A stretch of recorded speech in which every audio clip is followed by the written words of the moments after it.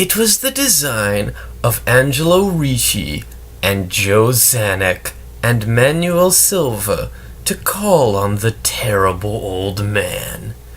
This old man dwells all alone in a very ancient house on Water Street near the sea, and is reputed to be both exceedingly rich and exceedingly feeble, which forms a situation very attractive to men of the profession of Messrs. Ricci, Zanuck, and Silva, for that profession was nothing less dignified than robbery. The inhabitants of Kingsport say and think many things about the terrible old man, which generally keep him safe from the attention of gentlemen like Mr. Ricci and his colleagues, despite the almost certain fact that he hides a fortune of indefinite magnitude somewhere about his musty and venerable abode. He is, in truth, a very strange person, believed to have been a captain of East India clipper ships in his day, so old that no one can remember when he was young, and so taciturn that few know his real name.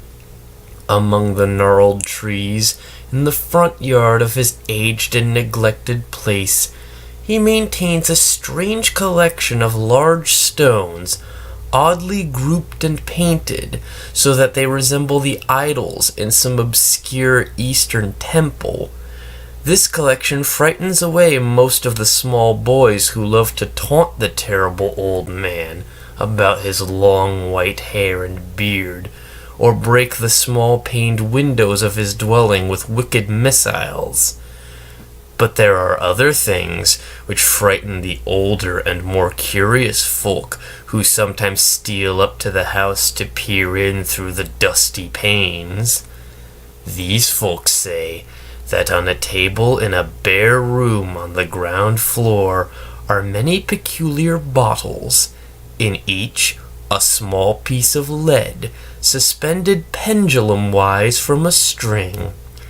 And they say that the terrible old man talks to these bottles, addressing them by such names as Jack, Scarface, Long Tom, Spanish Joe, Peters, and Mate Ellis, and that whenever he speaks to a bottle, the little lead pendulum within makes certain definite vibrations as if in answer. Those who have watched the tall, lean, terrible old man in these particular conversations do not watch him again. But Angelo Ricci and Joe Zanuck and Manuel Silva were not of Kingsport blood. They were of that new and heterogeneous alien stock which lies outside the charmed circle of New England life and traditions, and they saw in the terrible old man merely a tottering, almost helpless graybeard, who could not walk without the aid of his knotted cane, and whose thin, weak hands shook pitifully. They were really quite sorry in their way for the lonely, unpopular old fellow, whom everybody shunned, and at whom all the dogs barked singularly. But business is business, and to a robber whose soul is in his profession, there is a lure and a challenge about a very old and very feeble man who has no account at the bank, and who pays for his few necessities at the village store with Spanish gold and silver minted 2 centuries ago. Messrs. Ricci, Zanuck, and Silva selected the night of April 11th for their call. Mr. Ricci and Mr. Silva were to interview the poor old gentleman, whilst Mr. Zanuck waited for them in their presumable metallic burden with a covered motor car in Ship Street, by the gate in the tall rear wall of their host's grounds. Desire to avoid needless explanations in case of unexpected police intrusions prompted these plans for a quiet and unostentatious departure. As prearranged, the 3 adventurers started out separately in order to prevent any evil-minded suspicions afterward.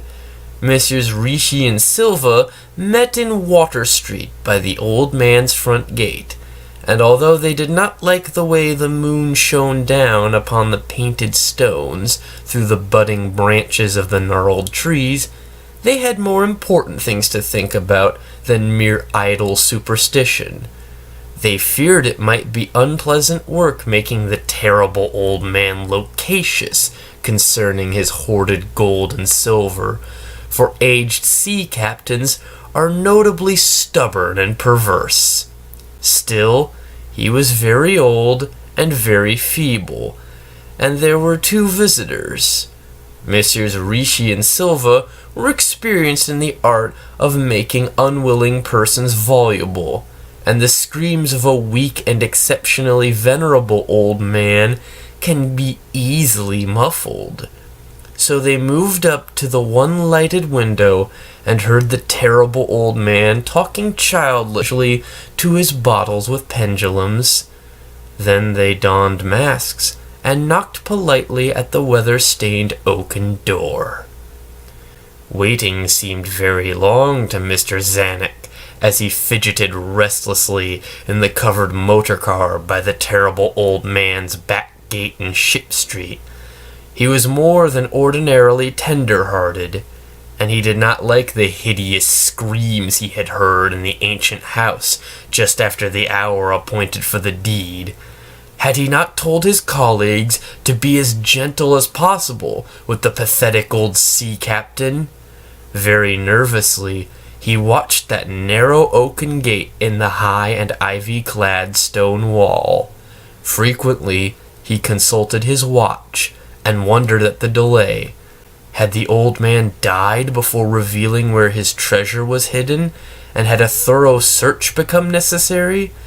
Mr. Zanuck did not like to wait so long in the dark in such a place.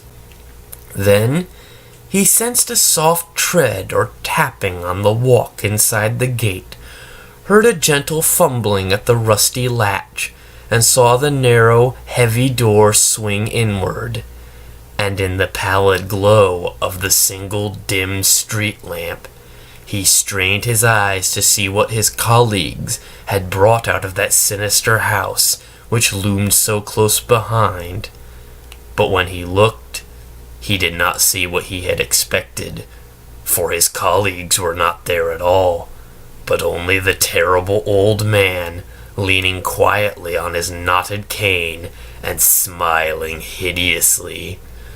Mr. Zanuck had never before noticed the color of that man's eyes.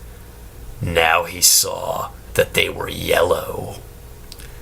Little things make considerable excitement in little towns, which is the reason that Kingsport people talked all that spring and summer about the three unidentifiable bodies, horribly slashed as with many cutlasses, and horribly mangled as by the tread of many cruel boot heels which the tide washed in. And some people even spoke of things as trivial as the deserted motor car found in Ship Street, or certain especially inhuman cries, probably of a stray animal or migratory bird, heard in the night by wakeful citizens. But in this idle village gossip, the terrible old man took no interest at all. He was by nature reserved, and when one is aged and feeble, one's reserve is doubly strong. Besides, so ancient a sea captain must have witnessed scores of things much more stirring in the far-off days of his unremembered youth.